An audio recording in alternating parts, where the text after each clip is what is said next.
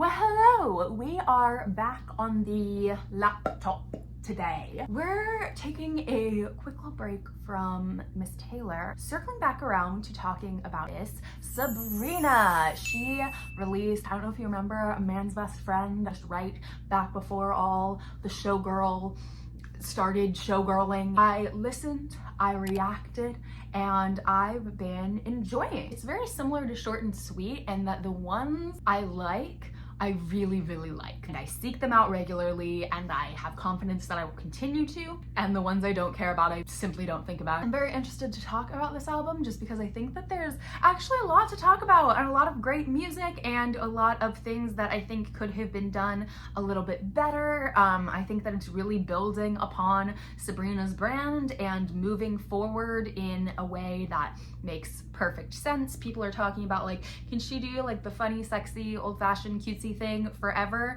Well, this isn't Short and Sweet. I would say that this is a separate album from the same person, and the songs are different. I enjoyed them just as much, some of them more than ones on Short and Sweet, and I'm excited to talk about them and rank them for you here today. So we have our tiers here. Never Said No, Almost Every Time, Sure Why Not, Do I Know You, and what was that sound? I feel like those are fairly self-explanatory. Charlie is sleeping right here, if you guys are wondering where he was. He is never far. So starting with Manchild. Manchild took a second for me, but I'm there. Manchild, Song of the Summer. I have to say, we didn't have a lot of options this summer, and I have a great time every single time. I feel like Sabrina's music gives you so many moments to feel like you're in a music video. Like, I never get tired of sitting alone or with friends and going, stupid, or is it slow? I know.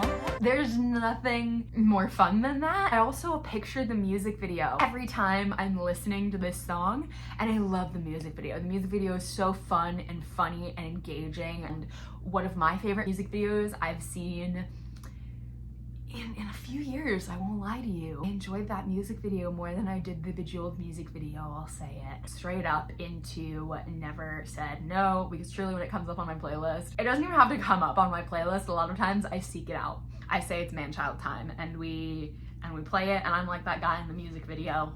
I'm dancing, I'm having a great time. Here's, this song is another fantastic music video. Maybe it's not good that that's the first thing I have to say about it. You know, as a package with the music video and everything, because the music video is such just an absolute straight down the middle slay, it kind of like lifts the song so that it gets a pass as well. Tears run down my thighs. Genius. So Sabrina Carpenter, so funny, so vulgar, like it's great. It's really what I've realized is the lyrics that I have an issue with. Being a responsible guy, assemble a chair from IKEA. I don't know, it's all just very like, to be honest, some of the things people are saying about Showgirl, I feel about some of the lyrics in this song. The examples and just the line responsible guy, I just think could have been tweaked and fine-tuned better, and I would vibe with it more. The fact is that like the song itself, along with the music video, the production and everything, is a vibe, and so I can't help but want to listen to it. The lyrics though, I do just kind of gloss over, but I love hearing it, I love listening to it, a song's words, and so when it comes on, I do let it play almost every time. My man on Willpower. You can really tell the songs I like. This is, again, like I said in the beginning, the songs I like from this album, I really like, and this is one of them. I liked it from the second I heard it. It is infectious and theatrical and funny and like the best. Yeah, I think this is maybe the best front to back story we get, because I feel like a lot of them just kind of like build an image and then that's it, the image is built, it doesn't necessarily go anywhere. This, I feel like we can see her trying different tactics. The combination of the fun playfulness of this song and the fun playfulness of the lyrics, I can just see her like walking around the corner all pouty in her like cute little lingerie, and he is like at the kitchen table working, and she's like, this is bullshit, and she's like kicking the ground with her heel and being all pouty and sad, looking at the camera like all freaked out. And I don't feel like I've heard a song like this in a while, and it's exactly what I want from Sabrina Carpenter. The songs that hit on this album really hit, and for me they hit because they're exactly what I would want from this album in the best way, and this is one of them. I pretty much never say no when it comes on. Sugar Talking has grown on me. It's not my least favorite song on this album, definitely. It just felt a little bit repetitive, and it still feels repetitive. I like it for what it is. It's fine. If I've heard the first like 45 to 60 seconds of the song, I feel I've heard the whole song. I don't need to hear more. I feel the same way about Sugar Talking as I do Bed Chem. I feel like there are people who really, really love it, and then there's the group of people that I'm in who are like, yeah, no, it's good. It's a sexy song. There are better songs on this album, in my opinion. It doesn't like connect for me. I find that people who are stans of Sugar Talking were also stans of like pre-emails I can't send Sabrina. If I'm right, let me know. If I'm wrong, let me know. There are definitely songs that I like less, but I can't lie to you. I don't listen to the song unless I'm listening to the whole album, and I just kind of like let it play because I'm like driving or something. We almost broke up again last night. I think Like My Man on Willpower sets a really clear image and like narrative. I guess it's just that I don't have as much fun hearing this story as I do My Man on Willpower. That's like, I can totally see the music video of that in my head. I'm like bopping along to it, and she's like making funny faces and being cute and comical. We almost broke up again last night. I feel like it just hits too close to home. Like, I feel like what she's describing is exactly the cycle you go through in a relationship where like you're fighting a lot and like you really just need to like address the core of the issue, but like you're simply not, you're just going through this cycle. She's describing the cycle perfectly, and it's not fun to hear about, and it's not a particularly like upbeat song either, and so I like it, but do I listen to it constantly? No. And so for that reason, it needs to go down here.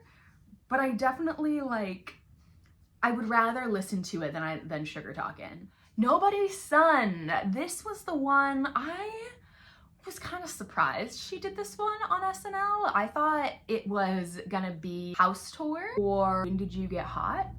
But I personally, I love Nobody's Son. I think so much of the production on this album is fun and quirky and creative and really works, and I think this is a fantastic example.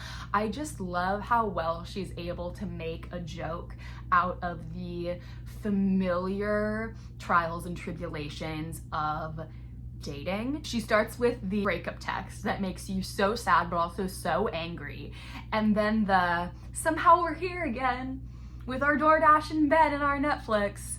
Somehow we ended up here again. Should have known this one was shitty too, because that's, the odds are not in our favor at this point. It takes you all the way through it just by metabolizing the frustration and the hurt and the anger into this kind of weird little party, and I have a great time doing it. It's a hug when you're in a shitty place, and it's a fun little dance when you're in a happy place. Because then when you're in a happy place, you can look back and be like, remember when we were singing this song and we were in this place?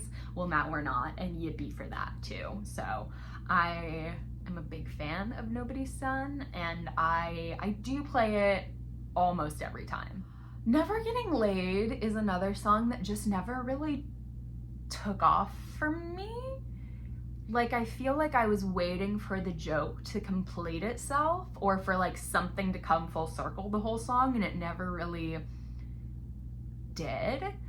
And there are cute, funny moments. I just feel like it could have been like lyrically focused and tightened more. It just kind of never really, like I said with Sugar Talking, like connects or hits for me, but I can see like there's some funny jokes in there that I can pull out, but like as a whole, the sum of its parts doesn't quite make it for me. But I would most of the time rather listen to it than Sugar Talking, at least because it's like kind of fun and funny. So When Did You Get Hot is like the sneaky favorite of this album. I feel like so many people have this as like their favorite or second favorite, and I was so surprised by this song. I think it's a really fun time, it's unique, and it's a very, again, a clear narrative, a clear picture. I feel like so many of these songs are like, they're like a 15-minute like cartoon episode. You know, shows like SpongeBob or like Fairly Odd Parents, they would have like 2 15-minute episodes in the like half-hour time block for that show. I feel like each one of these songs is like a 15-minute little vignette episode, because they're just like little instances within dating and within relationship trials and tribulations that are so recognizable and relatable, and I feel like some of them hit more than others. I feel like Manchild could have been like a full half-hour special. There is a cluster of lyrics here that I don't really love. Congratulations on your new improvements is great. I bet your light rod's like bigger than Zeus's. Feels like it comes out of nowhere. And hey, can you lift my car with your hand? Also feels like it comes out of nowhere. And it feels like those 2 lines were just shoved in there to rhyme with congratulations on your new improvements and you were an ugly kid but you're a sexy man, because those are good lines. The 2 in between seem like they just kind of came out of nowhere. There's just a couple of like hiccups in this song that like get me, and I don't like that there's no resolution. Like they don't leave the club and they're like, ah, we're gonna go home now. Like it just is kind of like it fades out. And so I wish there was just like a little bit more. And so for the lack of just a little bit more and the inclusion of the lyrics I'm not a huge fan of, I'm going to put it down and Sure Why Not. Because that is how I feel when I listen to it. I feel stronger about it than We Almost Broke Up Again last night, because it doesn't like bum me out in any way. It is really easy to like groove to and like just keep the vibes flowing and keep the beat up though. So if it comes on, the likelihood that I will Sure Why Not let it play is fairly high.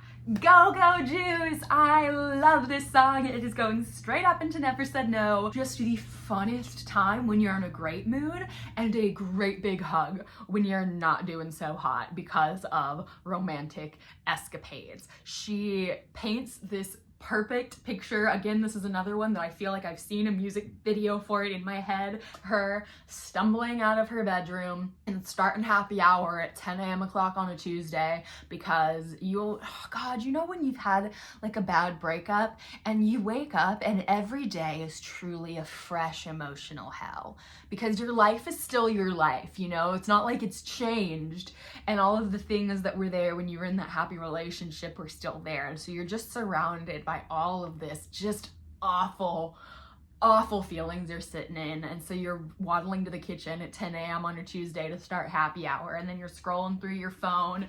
I'm just drinking to call someone. The impulse after having lost a relationship to like find a reason to contact them, even if there's sort of no good reason, you're just sort of reaching to make one up. And if they respond positively, you're like, yay. And then if they don't, you're like, well, I didn't even think you would respond. I wasn't even talking to you. I was just talking to whoever. So fuck you too then. I don't even like you. I feel like that's in here. I feel like so many of the breakup emotions are in here, and we're having a terrible time and a great time, both simultaneously. And it's just so beautifully crafted.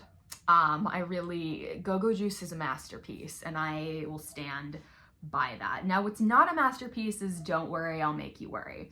This song is a fleeting thought that was stretched out and just really taffy pulled hard. They had to take, this thought was this big, and they just really put it on one of those stretcher machines that you see that pull taffy, and they stretched it all the way out to make an entire song. this was one sentence of like a concept and a thought and like a joke, and this is the most boring song on this album, and it could be gone and I wouldn't be worried about it. I'm not sure anybody else would be worried about it. I would actually rather have Such a Funny Way on the album than this. Thank you very much. It goes on the bottom. House Tour! We all love House Tour, including Jack Antonoff. It is just, it's doing exactly what it wanted to do, just in the way that I feel like Go-Go Juice does a great job of completing the goal that is set by the song and the concept of the song. I feel like the idea of getting home from a date and being like, so do you want to come in? Do you want like the house tour? And like connecting that innuendo to like, so do you wanna fuck? Or the line is just drawn so precisely and perfectly. Every single line really like adds to the innuendo in like a cute, funny, quirky way. The only one that I feel like people are kind of like, what about, is the Chips Ahoy if you're hungry. Like, okay, I guess, like, I get, like, the, like, cookie reference, but, like, I don't know, whatever, that's easy to throw away for me. Everything else is just executed in such a delightful way. My favorite things truly are the, like, starting, okay, so this is me. And then I love how it takes you back to that at the end and reminds you that this whole song has just been, like, a little verbal presentation of, like, yeah, no, you can totally come in and you can see this and that, and, like, I just love to give you the house tour. I'm not like implying anything, but I'd love to give you the house tour. And so this whole conversation has been her doing that, and they are in fact still in the car. And so she's like, so are you coming in? Or it's just so perfect, such a good time, and I truly never say no to it. Goodbye is not a song I've heard a lot of people talking about, and I really enjoy it. It's funny and it's clever, and again, it is a song that is a great time when you're in a great mood, and it's a really nice hug when you're not doing well, especially after a breakup. It really kind of reframes things from you being the one crying in bed with your DoorDash and your Netflix to being like, actually, you loved my ass, and you know what, it's walking out the door, take a good look because you're not gonna see it anymore.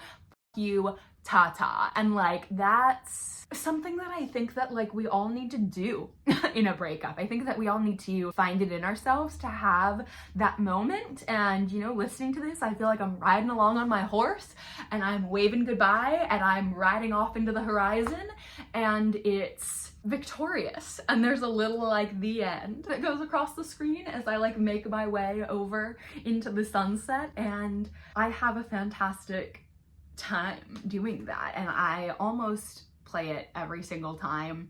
I think the only reason I would skip it is because if I don't want to think about the people that this song makes me think of, maybe I won't play it. But you know what, if I'm in the mood to feel like I'm swinging that lasso and reminding myself that I have a great ass, yeah, of course I'll play it.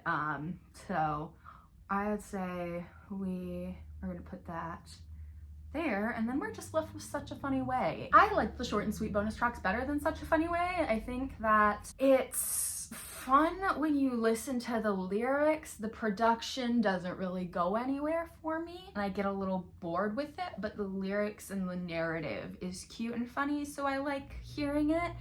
I get why it's a bonus track, doesn't really fit anywhere on the album, but to be honest, I would much rather have it in Don't Worry, I'll Make You Worry's place. And for that reason, I'm gonna put it up here.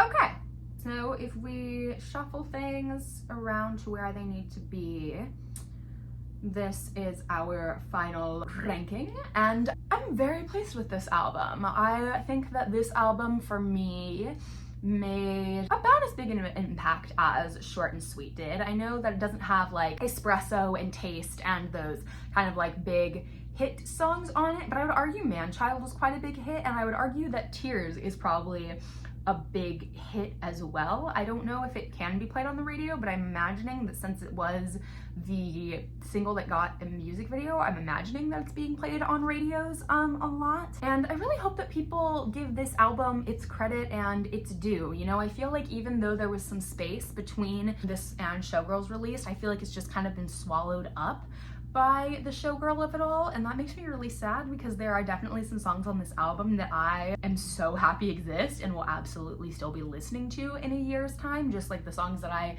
still listen to from Short and Sweet are in my like top 10, top 20 played songs for this year. So yeah, let me know what impact this album had on you, how you have felt about it. My kind of final thought is that the songs I really like on this album, I really, really love. They're narratively strong, they're on brand for Sabrina. I feel like I can see the music video in my head and I'm having a great time listening to them. And the ones that I don't like, I wish had been bolstered and tweaked and just kind of made into a fuller, more hearty product in my opinion. Let me know what you guys thought. Thank you so very much for being here. Let me know in the comments how wrong or right you thought I was. I love hearing about how people agree or disagree with the opinions that I share here on this channel because all of pop culture is so very subjective and taste-based. If you did enjoy and like this video, feel free to give it a like. It helps me out a ton, and subscribe for more videos coming very, very soon. Thank you once again. Mwah.